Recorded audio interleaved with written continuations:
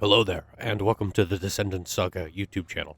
I am Chase Randolph. I'm a science fiction author and a gamer, a general nerd, for lack of a better term. When I'm not writing, I like to play games. If you're new to the channel here, please subscribe. So I don't give away any spoilers, I'm just going to say that Descendant Saga is a science fiction book series. I have several books written, and several more still either in work or to be written. I was published by an indie press. I signed a contract with them in April of 2019, and the book was released in September of 2020. And then in April of 2022, the press shut down and turned all the print rights to me. I'm going to say because of COVID-induced problems. They had a hard time contacting all of the various editors and designers, and people just fell off the grid, and they kind of fizzled out. So they admitted defeat and gave me back all my print rights. Welcome back to Fallujah.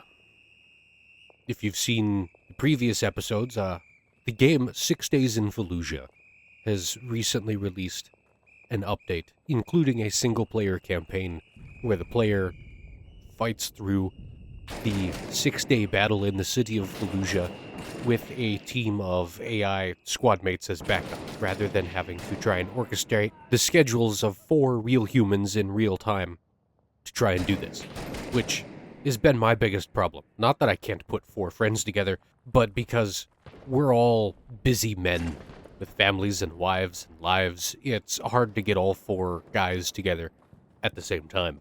So we're going to roll solo. In the previous episode, we had a mission to clear a weapons cache loaded with RPGs that was threatening our helicopters and making activities in the area difficult.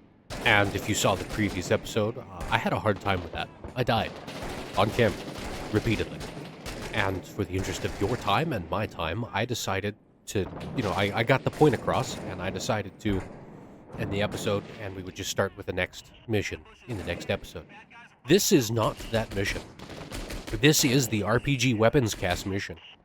Because the very next time, I still had to play in order to progress the story. I just didn't play on camera. And the very next time, it didn't go great, as all of my squad mates here die momentarily, spoilers. But I completed the mission. I got the job done. That being said, the game 6 Days in Fallujah is procedurally generated. That's why, if you saw the missions that I was playing in the previous episode, they were at night.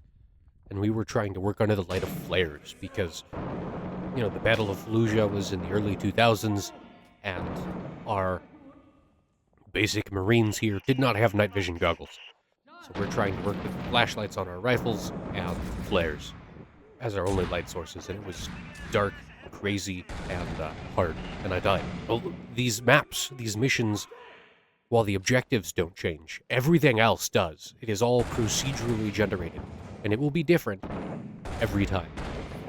If you fail the mission and play a second and third time, the time of day, the environment, the number of enemies, the buildings, the floor plans of the buildings, the size of the map, everything will be different on the second try or the third try than it is on the first.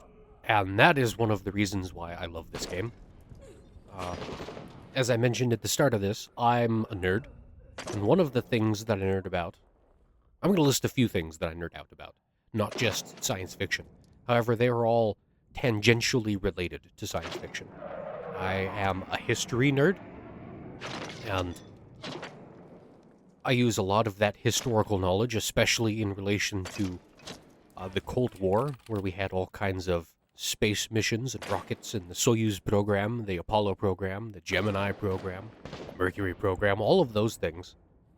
And the submarines and the ships that sank on accident and the standoffs and the Cuban Missile Crisis and so on, all of those things, kind of give a flavor, so to speak.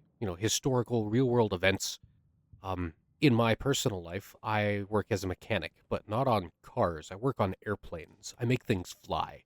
And some of these massive airplanes, I've spent most of my hours working on 747s that haul cargo for companies like Polar and DHL.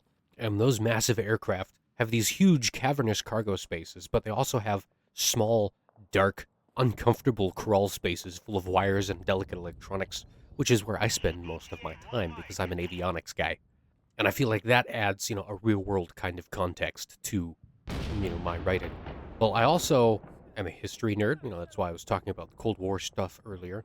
And while it's 20 ish years ago, I don't know if the Battle of Fallujah counts as history yet, but it's not a well known enough event. Lots of people got hurt, and lots of people died, good and bad.